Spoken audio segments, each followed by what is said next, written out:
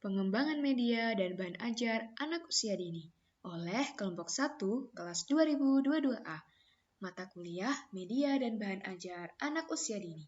Dosen pengampu Ibu Sri Widayati, SPD, MPD. Anggota dari kelompok 1 yaitu yang pertama ada Fadila Nur Aisyah dengan NIM belakang 001. Kemudian Dea Nur Oktaviana dengan NIM akhir 053. Dan Evira Mantia Krisna dengan NIM akhir 108.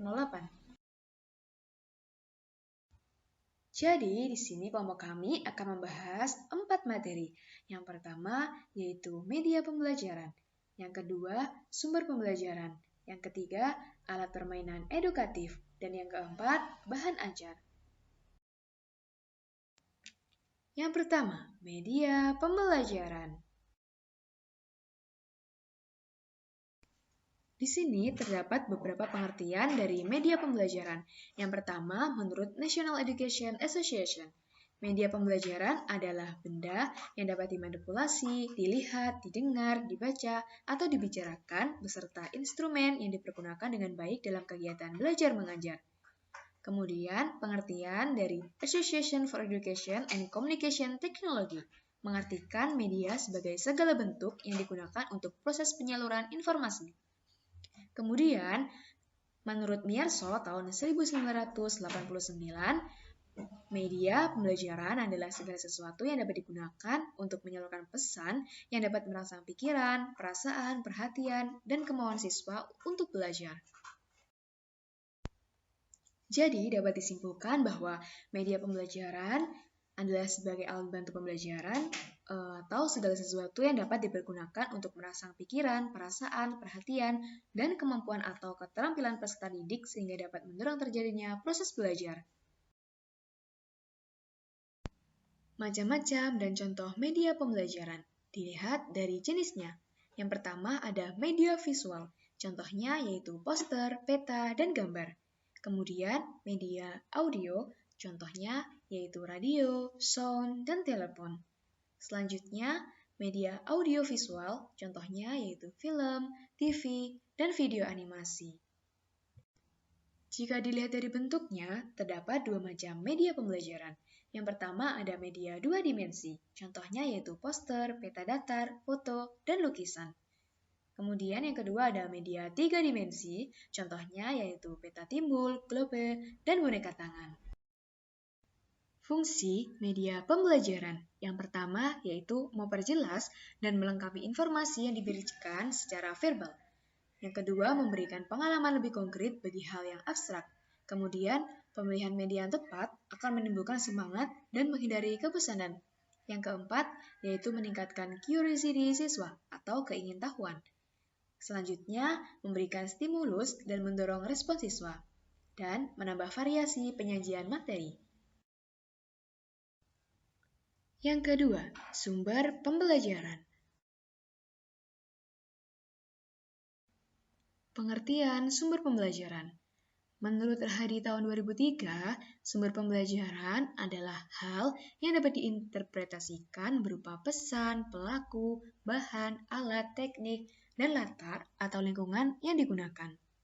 Kemudian, menurut Dageng, sumber belajar adalah segala hal yang berwujud benda ataupun manusia dan digunakan untuk menunjang kegiatan pembelajaran. Selanjutnya, menurut Januszewski dan Molenda, sumber belajar adalah semua yang mencakup amanat, perangkat, bahan, teknik, dan latar yang dipergunakan untuk memfasilitasi kegiatan pembelajaran dan mendukung secara optimal hasil belajar. Kemudian, menurut Sills and Risey, sumber belajar adalah hal yang mendukung terjadinya proses pembelajaran. Cakupan sumber belajar tidak hanya berkaitan dengan alat dan materi belajar, namun juga anggaran dan fasilitas yang diberikan untuk menunjang pembelajaran. Jadi, dapat disimpulkan bahwa sumber belajar adalah segala sumber, baik berupa amanat, orang atau pelaku, media, bahan, alat, dan setting yang dapat dimanfaatkan dan memberikan manfaat kepada peserta didik dalam proses belajar untuk meningkatkan hasil dari pembelajaran. Sehingga pendidik memiliki tugas penting untuk menyusun sumber belajar agar efektif dan tepat guna bagi peserta didik untuk menunjang dan mengoptimalkan hasil belajar peserta didik. Terdapat beberapa jenis-jenis sumber pembelajaran. Yang pertama ada pesan, orang, bahan, alat, teknik, dan juga latar. Yang ketiga, alat permainan edukatif. Pengertian dari alat permainan edukatif menurut Riani Ariesta tahun 2009. APE adalah segala sesuatu yang dapat digunakan sebagai sarana atau alat permainan yang mengandung nilai pendidikan dan dapat mengembangkan seluruh aspek kemampuan anak, baik yang berasal dari lingkungan sekitar atau alam maupun yang sudah dibuat atau dibeli. Kemudian, pengertian menurut Vilela tahun 2013, APE adalah segala bentuk alat permainan yang dirancang sebagai sarana atau alat bantu untuk memperjelas materi, menstimulus aspek perkembangan dan kemampuan anak, sehingga menimbulkan rasa senang dan bernilai pendidikan di dalamnya. Selanjutnya, menurut Santoso tahun 2019, alat permainan edukatif yaitu alat bermain yang dapat meningkatkan fungsi menghibur dan fungsi mendidik.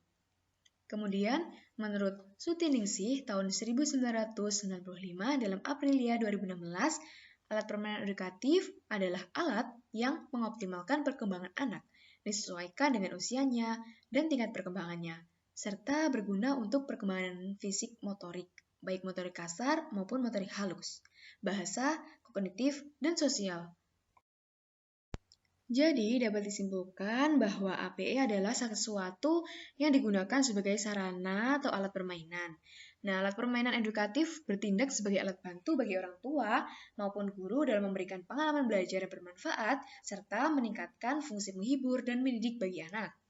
Dengan ketersediaan APE, pembelajaran anak usia dini di taman kanak-kanak itu dapat diselenggarakan secara efektif dan menyenangkan, memungkinkan anak-anak untuk mengembangkan potensi mereka secara optimal dalam berbagai aspek perkembangan, seperti fisik motorik, bahasa, kognitif, dan sosial.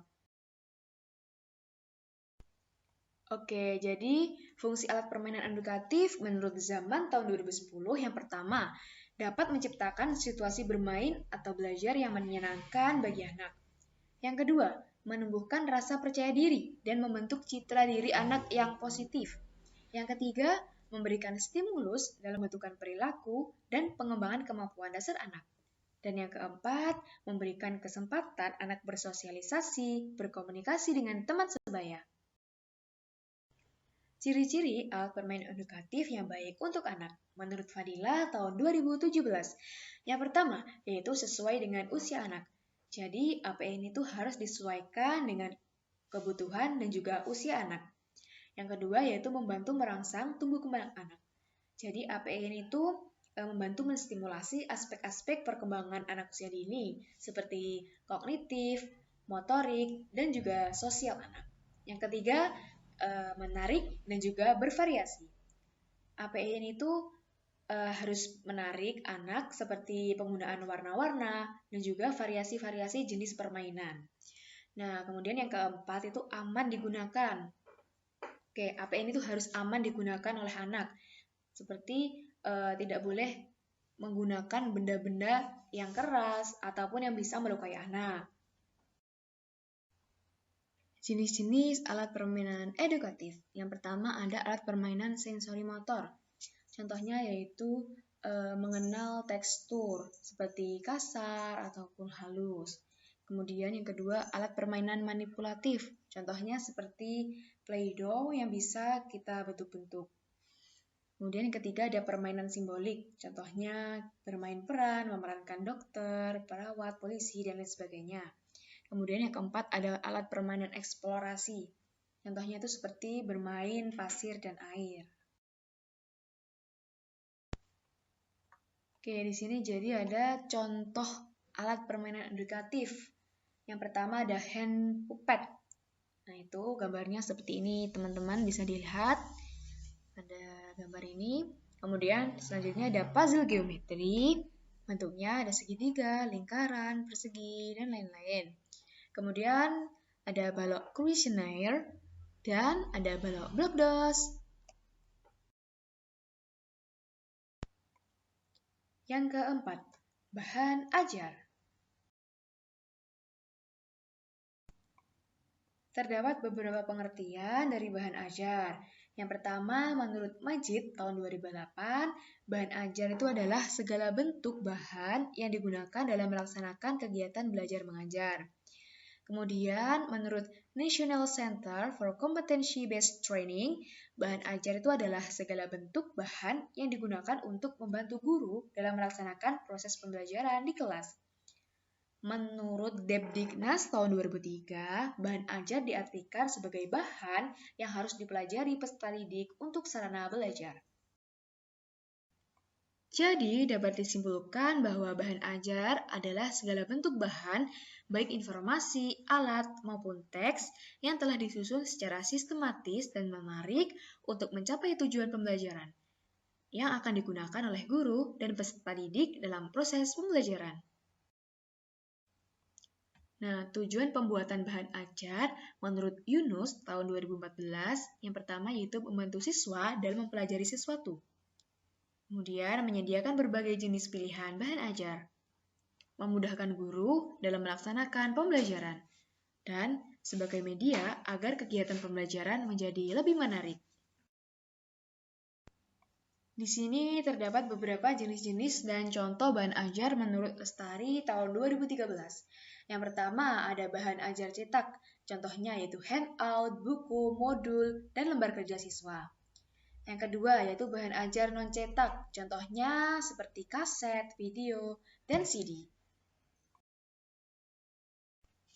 Terima kasih telah menyimak video pembahasan dari kelompok 1.